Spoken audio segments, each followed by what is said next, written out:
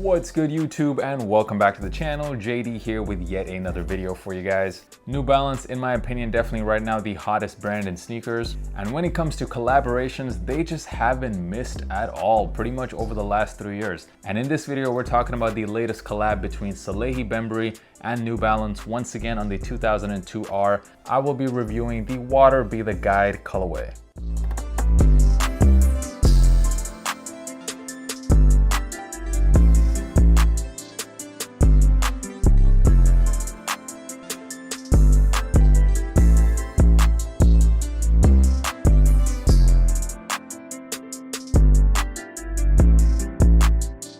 So what's good, fam? I hope you guys are doing well and absolutely killing it. In this video, I'm gonna break down the shoe. We'll get into the inspiration behind this crazy looking colorway. I'll talk about the quality of the sneaker, sizing. I'll even compare it with the OGs, which I do have in my collection. And as always, I will be giving you guys that on-feet look. So make sure you stick around until the end of this video. So the Salehe Bembury 2002 R Water Be the Guide. This is the second colorway we have seen from Salehe. Last year, we saw the OGs, which I also have. These are called the Peace Be the Journey. What I love about what Salehe did with this collab is he wasn't afraid to experiment with some pretty wild colors, which is not something we usually see with New Balance sneakers. You know, when you think of New Balance, you think of those traditional gray or kind of monotone type of colors. If you guys follow Salehe on Instagram, you'll know that he is someone who loves to be out in nature. He goes on a lot of hikes, spends a lot of time out there. That's where he gets a lot of his inspiration. The OG colorway was inspired by Antelope Canyon, and now this new colorway,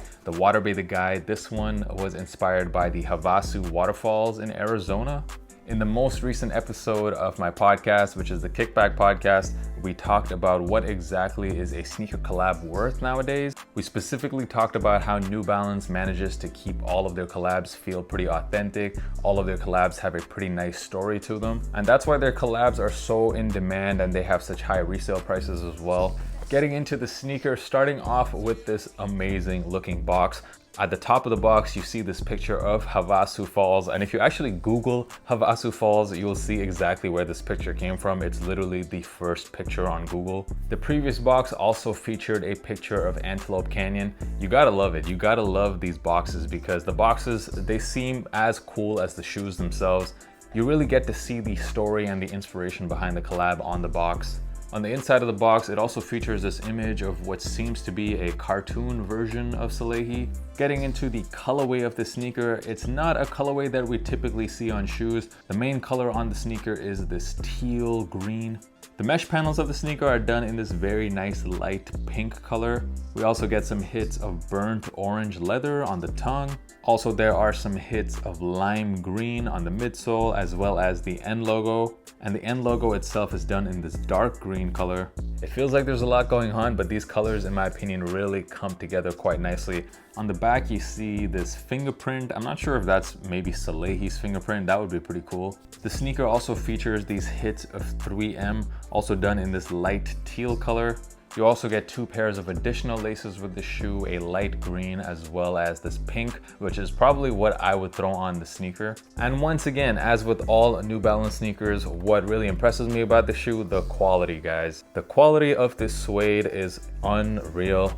This is some super soft suede. It feels like a very premium product. As a sneaker consumer, it's crazy to me how New Balance, it doesn't matter what the model is, the quality is just so much better than any of these other brands. And it's not like New Balance charges a premium for those products. It sells it at the same price, sometimes even less than the other brands, but yet you're getting much better quality. For those of you who are new to this model, the 2002 R, I can also say that it is an extremely comfortable model. Yet another bonus with New Balance sneakers, way more comfortable than most brands, especially for wide footers. Even a lot of the GR colorways of this model look really good, and there is this upcoming pack where I definitely need to cop one of these 3 sneakers. I believe the pack is called the Protection Pack, and all 3 of these colors look insane. For sizing purposes, for me, I go true to size in the 2002 R, and for me that's a US 11. And just to give you some reference, when it comes to other New Balance sneakers, I also wear a US 11 in my 990s, as well as the 992s and also the 550s. I wear a size 11 in all of them. And if you want to compare it to some other sneakers, I also wear true to size in Jordan 1s, as well as almost all Nike Air Max sneakers. The resale prices of this shoe right now, as expected, selling for quite a premium, more than double in most sizes. There were actually a lot more pairs of these made than the OG version. That is why the OG version sells for a crazy high resale price. If you took an L on the sneaker, don't worry, I do not think the prices on these are gonna go up to anywhere near that original version, simply because there are a lot more pairs made of these. But I really do not think the prices are gonna drop on these either, so I do think that right now is probably your best time to go and buy these. I don't see prices dropping any further. Final thoughts, are these a cop or a drop? The New Balance 2002 R with Salehe Bembury. I think this is a phenomenal shoe, guys. Amazing quality. The prices right now are also quite low. I know for a lot of people, you guys might think, hey, this sneaker is just way too colorful. I'm probably not gonna get a lot of use out of them. I disagree. I think if the rest of your outfit is pretty muted, like you just wear like an all white or just like one color up top and bottom, and then you rock these, then you can easily pull this off. I feel like the mistake people try to make is they try to, you know, get a hat or a t-shirt to match the shoes. But I don't think you need to do that with these sneakers. You just let the sneakers steal the show. It's also just a really comfortable shoe. And for those of you who are still salty about getting an L on the OGs, this is a much more affordable option. From a colorway point of view, I do definitely prefer the OGs, but I'm pretty partial to orange sneakers in general. I do really like that color. Let me know down in the comments, do you guys prefer the OGs or this teal colorway?